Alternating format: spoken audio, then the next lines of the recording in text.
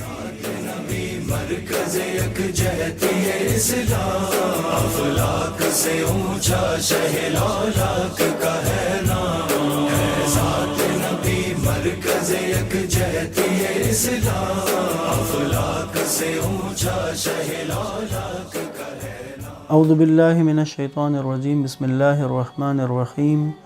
الحمد للہ رب العالمین، بارئ الخلائق اجمعین، ثم الصلاة والسلام علی اشرف الانبیاء والمرسلین، حبیبنا و حبیب الہ العالمین، الذی سمی فی السماء احمد وفی الارضین ابی القاسم محمد صلی اللہ علیہ وآلہ وسلم وعلی آلہ الطیبین الطاہرین المعصومین، ولعنۃ الدائم علی اعدائہم اجمعین من یوم عداوتہم الی قیام یوم الدین۔ السلام علیکم ورحمۃ اللہ وبرکاتہ۔ سیرت النبی آڈیو سیریز کی 11ویں قسط آپ تمام احباب جو اس سیریز میں ہمارے ساتھ شامل ہیں، سن رہے ہیں اور استفادہ کر رہے ہیں، ان سب کے لیے دعا گو ہیں انشاءاللہ، اور خدا ہمیں توفیق دے کہ ہم سیکھنے سکھانے کے اس عمل کو اسی طرح سے جاری رکھیں۔ جیسا کہ عرب کے حالات رسول اللہ سے پہلے کے جو حالات تھے عرب کے، وہ بیان ہو رہے تھے۔ انبیاء کا تذکرہ کیا، رسول اللہ کے اجداد کا تذکرہ جاری تھا، اور ہم نے کل کی گفتگو میں رسول خدا کے دوسرے دادا یعنی دادا کے والد جناب ہاشم کا ذکر کیا،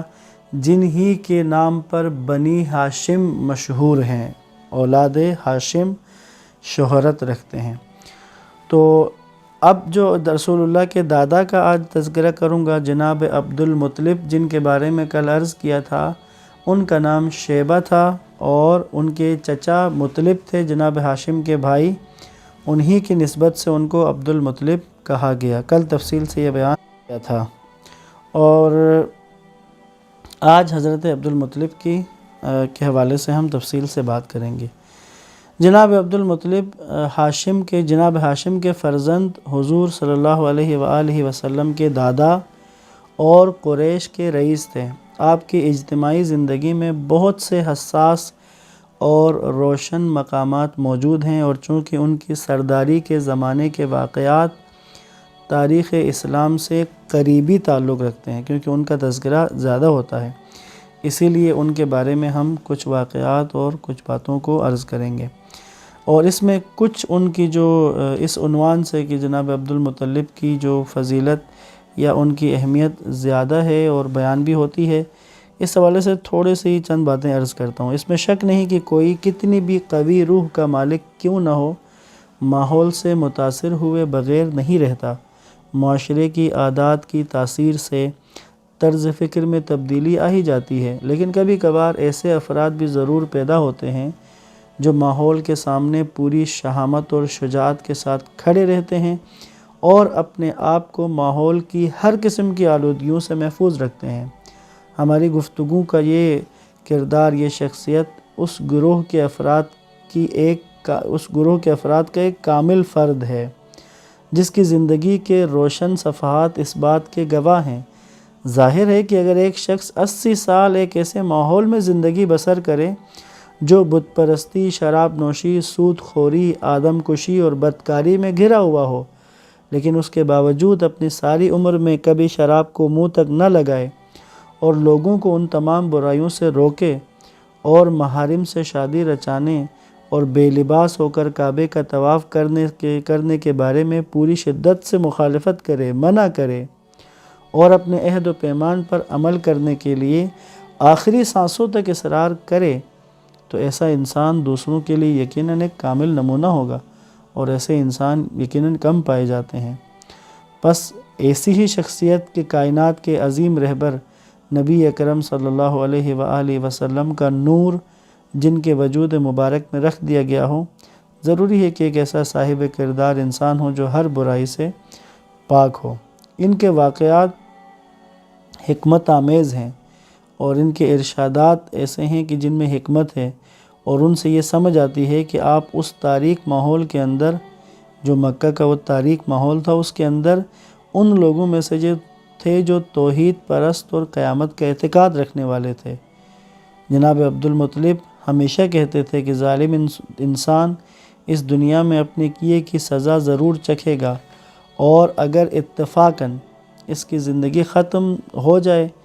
اور اس کو اس دنیا میں سزا نہ ملے تو وہ کہتے تھے کہ وہ اس دنیا میں اگر اپنے کیے کی سزا نہ پا سکے تو حشر کے دن وہ ضرور سزا پائے گا۔ اس سے سمجھ آتی ہے کہ جناب عبد المطلب توحید پرست بھی تھے اور معاد پر ایمان بھی تھا۔ حرب ابن امیہ آپ کے قریبی عزیزوں میں سے تھا۔ ایک مشہور ہے واقعہ، حرب ابن امیہ جناب عبد المطلب کے عزیزوں میں سے تھا، قریبی رشتہ داروں میں سے تھا،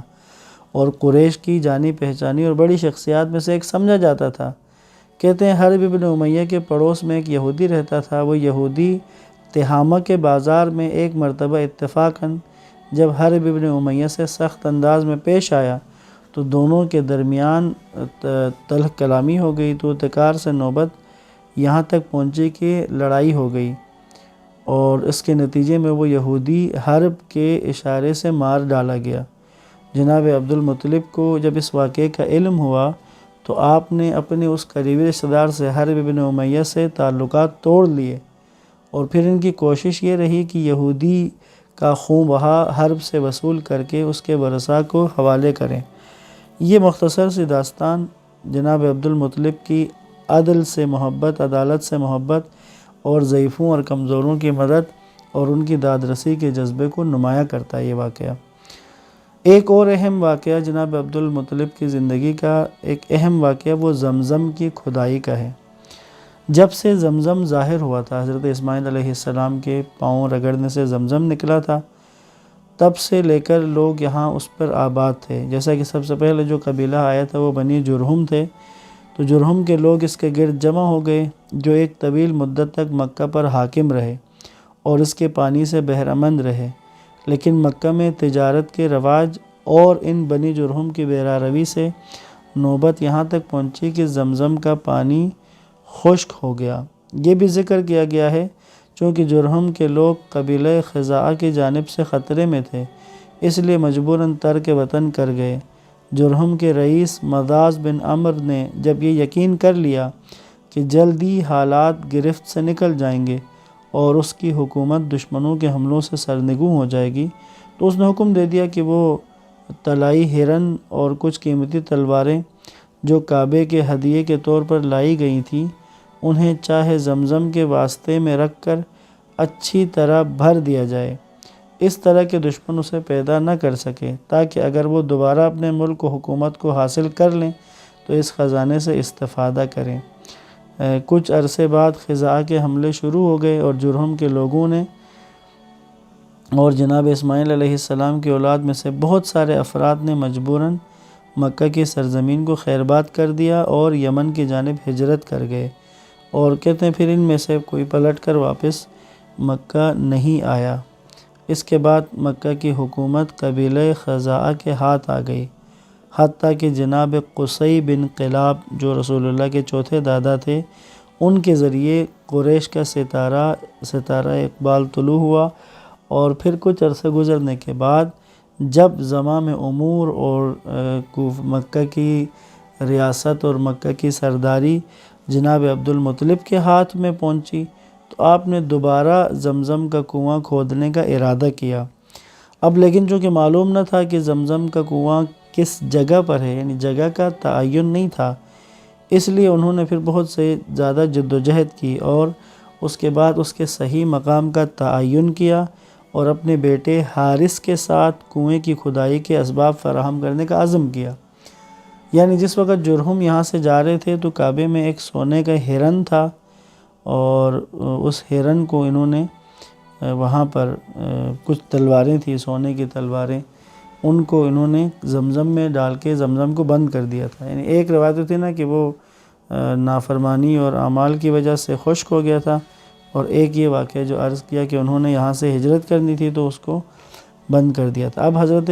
عبد المطلب جو ہیں وہ زمزم کا کنواں دوبارہ کھودنے کے لیے انہوں نے اس کی فراہم کی چیزیں اور اس کو تلاش بھی کر لیا، مختص بھی کر لیا۔ تو عموماً ہر معاشرے میں منفی طرز عمل کے حامل افراد ضرور پائے جاتے ہیں جو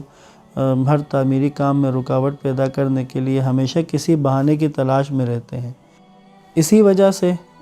جب جناب عبد المطلب نے چاہا کہ زمزم کو دوبارہ وہ بحال کریں، اسے کھودیں، تو ان کے رقیبوں نے ان پر اعتراض کیا،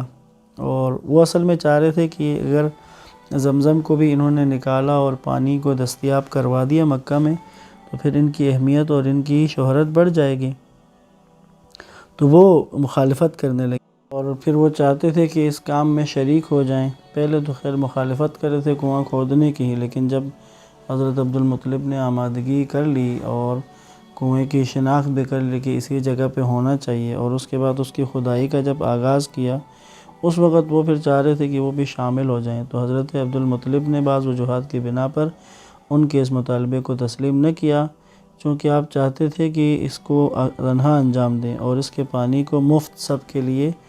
مہیا کیا جا سکے، کیونکہ اگر وہ بھی شامل ہو جاتے تو ہو سکتا ہے وہ کوئی اور،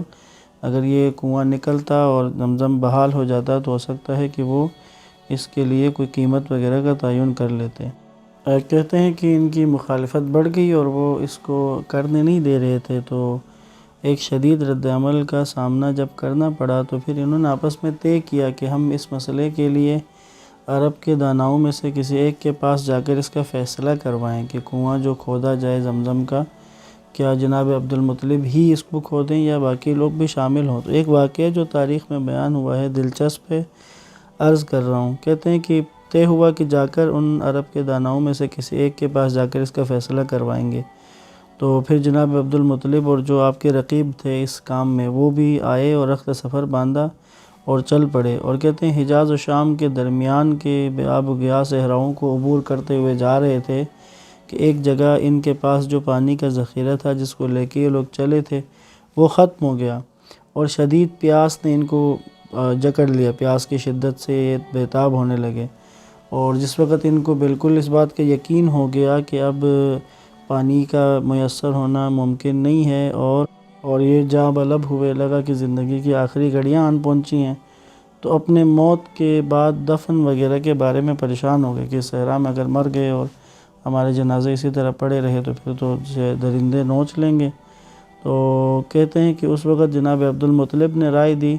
کہ ہر شخص اپنے لیے ایک قبر کھود لے تاکہ جب وہ مر جائے تو دوسرے اس پر مٹی ڈال دیں، اسی طرح اگر پیاس سے سب مر بھی جائیں تو سب کے سب سوائے ایک فرد ہے کہ جو سب کے آخر میں مرے گا، وہ باقی سب مٹی کے نیچے چھپ جائیں گے اور صحرا کے درندوں اور ان کے وحشی جانوروں کی خوراک بننے سے بچ جائیں گے۔ کہتے ہیں جناب عبد المطلب کی رائے کو سب نے پسند کیا، ہر کسی نے اپنی قبر تیار کی، اور جب سب لوگ وحشت زدہ مرجھائے ہوئے چہروں کے ساتھ موت کے انتظار میں بیٹھ گئے تو اچانک جناب عبد المطلب نے آواز دی، کہا اے لوگو، یہ موت تو ذلت و خواری کی موت ہے، کیا یہ بہتر نہیں کہ ہم سب مل کر پانی کی تلاش میں بیابان کے اطراف میں چکر لگائیں تاکہ شاید اللہ کی طرف سے، اللہ کی رحمت سے پانی مل جائے۔ سب کے سب سوار ہوئے اور نہایت مایوسی کے عالم میں ایک دوسرے کی طرف دیکھتے ہوئے چلنے لگے۔ زیادہ دیر نہ گزری تھی کہ میٹھا اور خوشگوار پانی مل گیا اور یقینی موت سے نجات مل گئی، بس جس راستے سے آئے تھے اسی راستے سے واپس ہو لیے، اور نہایت درجے رضا اور رغبت کے ساتھ جناب عبد المطلب کے نظریے کو قبول کر کے انہیں اس بارے میں مکمل اختیار دے دیا۔ یعنی پہلے وہ زمزم کے کھودنے کی مخالفت کر رہے تھے، لیکن اس واقعے کے بعد انہوں نے جناب عبد المطلب کو اس کی مکمل اس کا اختیار دے دیا زمزم کھودنے کا۔ تو جناب عبد المطلب نے اپنے اکلوتے بیٹے حارث، جو بڑے بیٹے تھے اس وقت، ان کے ایک ہی بیٹا اب تک پیدا ہوا تھا، ان کو ساتھ ملا کر کنواں کھودنے میں مشغول ہو گئے۔ کنویں کے ارد گرد ریت کا ایک ٹیلہ سا بن گیا، اور پھر اچانک وہ جو ہرن تھے، سونے کے جو ہرن تھے، وہ اور چند قیمتی تلواریں برآمد ہو گئی۔ تو جب یہ نکلی تو پھر قریش نے پھر ایک طوفان کھڑا کر دیا اور اپنے آپ کو اس میں شریک قرار دینے لگے۔ تو طے پایا کہ قرعہ ڈالا جائے، اور پھر قرعہ اندازی ہوئی تو دونوں ہرن کعبے کے حصے میں آئے اور تلواریں جناب عبد المطلب کے حصے میں آئیں، اور قریش کو کچھ بھی نہ ملا۔ جناب عبد المطلب نے ان تلواروں سے کعبے کے لیے دروازہ تیار کروایا، اور دونوں جو سونے کے ہرن تھے ان کو وہاں پر اس میں نصب کروا دیے، ان کعبے کے دروازے پہ۔ تو یہاں پر آج کی بات تمام کرتا ہوں۔ حضرت عبد المطلب کے بارے میں چند موضوعات اور بھی ہیں کہ جو انشاءاللہ کل کی گفتگو میں بیان کروں گا، اور اس کے بعد پھر بات کو آگے لے کے چلیں گے۔ والسلام علیکم ورحمۃ اللہ وبرکاتہ۔